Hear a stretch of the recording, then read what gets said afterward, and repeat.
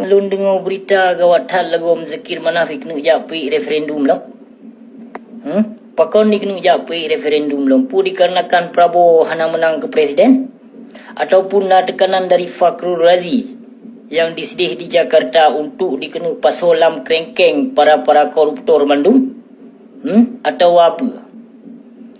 Nyo alasan ka bertanya-tanya apa tujuan Zakir Manaf asenyan dikena japi referendum lom. Memberkon pu dipegot mai deh pakon handipe referendum. Berkon selama demi MOU pakon handipe referendum. Pakon jino ban katalu Prabowo kana isu lom untuk japi referendum puka di binatangnya. Memang binatang dalam PA, binatang dalam PNA yang bijeh pang tibang ban Bandung. Si kurung puluh 5% awak lih lubo Pancasila, lubo Ibu Pertiwi. Yang awak PNA, PA maupun so bentong ataupun pekeh asing yang dalam ketakutan untuk dicoblos sang ilun syok rasa. Yang asing membreok yang tim Zakir Manaf haram jadah bijeh pang tibang pengkhianatnya. Kemungkinan jihnya yo dengan Susi Fakhrul Razi yang disidih di Jakarta sang ilun syok ku dan pi lom jinu hana kemenangan dari Prabowo maka kena pe lom referendum man balkon handipe referendum pu dipegot mai teman bakkan tu Hermes sidih bakkan tu gubernur pu dipegot mai pakon handipe referendum balkon nyo jinu kena ya pe lom referendum kena jak kelebe lom bangsa Aceh. Bit haram jadah awakah PNA maupun PA. PA cukup bajing, cukup mempengkhianat nan mentong PA pengkhianat Aceh.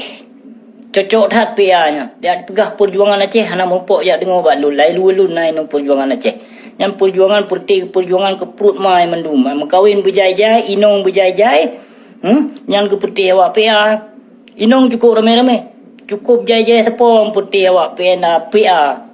Menansit siro dua-dua awak dalam PNA yang bui sugo cik na mendum bui dengan nase hanasa saban mendua yang saban mendua bui dengan nase menajih anjir tapi percaya dia pegah ke perjuangan jih pu perjuangan ke perut mai tu nyo kana terjual lom kena jak pe semangat bangsa Aceh kena jak gerak lom referendum sangka mungkin yang kemungkinan kayo yang kayo saya mu breok yang sim Zakir Manaf hasenya kayo jihan. Dan karena ada tekanan dari Fakhrul Razi, maka jika yo pulau mina hana menang iji yang si Prabowo, hana menang saya Gerinda yang hana menang kalinya. Yang maka tujuan nasenya ni kena ya gerak lom referendum. Jadi kepada Syedra Lun Bandung, baik tan dengar ia kaya musang perti bijeh pang tibang yang dalam PNA maupun PA. Baik tan dengar Syedra Lun.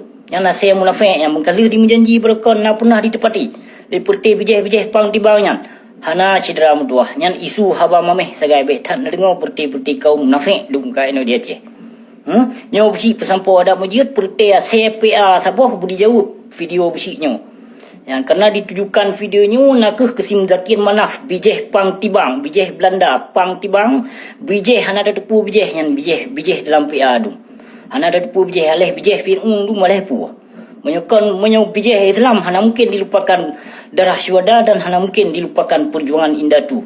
Ditim jak mendamai dengan musuh. Abusi hana senang hati dengan awak PNA maupun PA. Yang perti iblis bandua yang. Bandua iblis nyo yang boleh abusi pesampo Syedra Mutuah. Terima kasih beri dekat. Assalamualaikum.